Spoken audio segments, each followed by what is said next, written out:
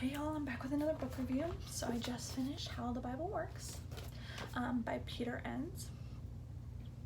It was really good because it made you critically think about how the Bible was written and what time periods it was written, and just knowing that the Bible can be applied to everywhere, every area in life, and just seeing what happened 5,000 years ago versus when Rome fell. It was very interesting to see how the Bible changed and was interpreted, and how it applied to real life, and how we make it apply now, and how we see the good things, and see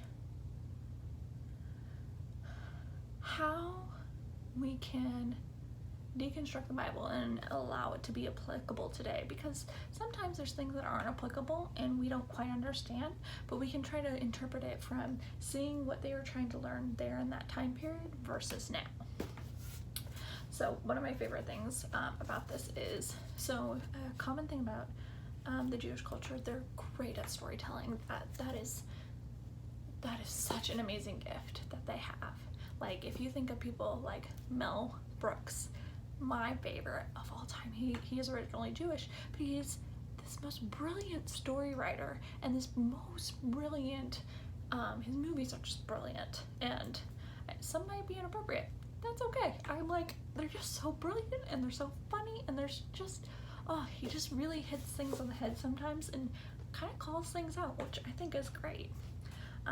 But one of the things is that Peter Enns said that the story of Jonah could have been another one of those Jewish stories of where trying to teach them something.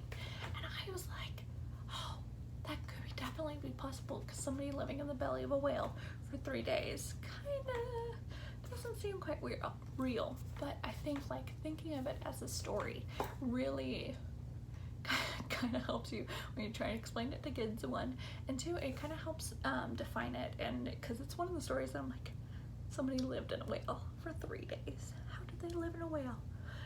How is that possible? And it's taking it as a story rather than an actual thing, and just a lesson that's learned.